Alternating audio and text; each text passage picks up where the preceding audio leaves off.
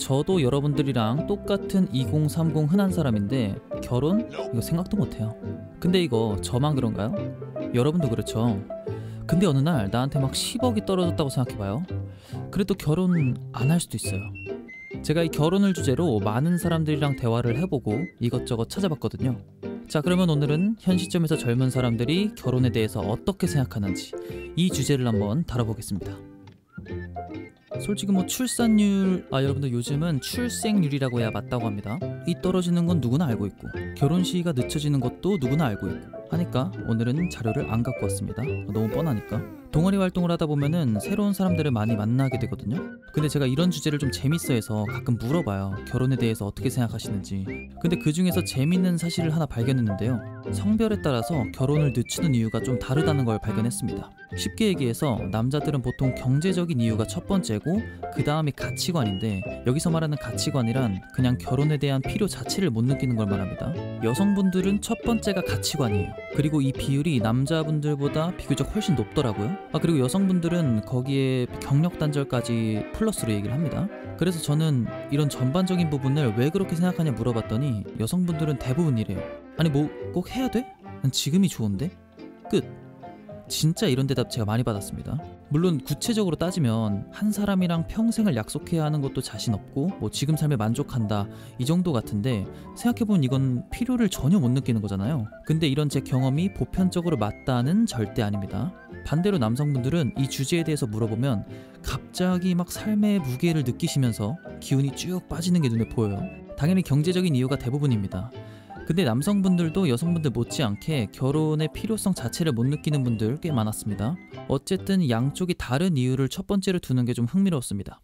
그래서 제가 집에 돌아와서 가만히 생각을 해봤는데 이런 현상이 좀 슬프더라고요. 소수만 그런 게 아니라 상당히 많은 사람들이 혼자 지내기를 선호하고 있고 거기에 대해서 아무렇지도 않다고 생각하는 게, 요즘은 연애도 피곤하다고 하시는 분들 많아요. 그걸 감정 소비라고 생각하시고 그 시간에 차라리 나한테 투자하는 게 낫겠다 이런 거죠. 제 생각에 전체적으로 사람들이 많이 시니컬해지고 있는 것 같아요. 그러니까 점점 우리가 개인의 시간을 더 소중히 여기고 있고 이런 어떤 유대감보다는 내 정서적인 편함을 더 원하고 있는 것 같아요. 그렇다고 해서 결혼이 막 뚝딱 할 수 있는 것도 아닌데 굳이 내가 여기에 몰두할 필요가 있나? 이런 거죠.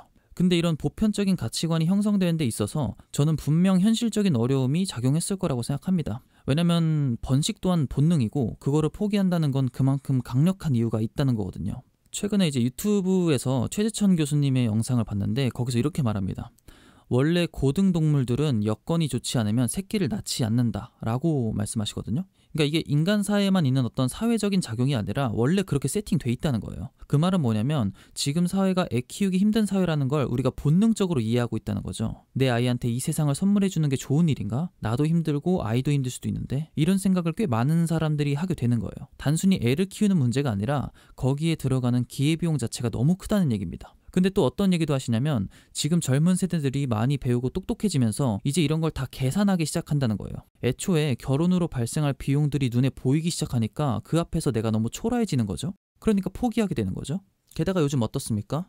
우리가 개인적으로 할 수 있는 게 너무 많아졌죠. 아직도 가고 싶은 카페가 많고 사고 싶은 것도 많고 할 수 있는 취미도 많아요. 친구랑 패러글라이딩 하러 가고 싶고 그거 찍어서 인스타에 올리고 싶고 인스타 팔로우 올라가는 거 너무 재밌고 귤 까먹으면서 넷플릭스 보면 하루 절반 다 간단 말이에요. 이런 상황에서 당장 결혼한다? 이거 다 포기하고, 이게 참 어려운 거죠. 근데 이런 사실을 두고 왜 요즘 젊은 애들은 애를 안 낳냐, 결혼을 안 하냐, MZ들은 왜 그러냐 라고만 말할 순 없는 거죠. 왜냐면 우리 모두는 개인의 삶이 가장 소중하니까요.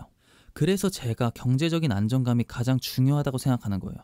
보편적인 사람들의 가치관을 내가 바꿀 순 없으니까 내 세상이 안정적이면 적어도 경제적인 이유로 포기할 일은 없는 거잖아요. 그리고 안정감이 들어야 새끼를 낳는다는 말도 여기서 충족할 수 있는 거니까요. 가장 가성비 있게 우리의 삶의 문제를 해결해 주는 건 경제적 안정감이 아닌가 싶습니다.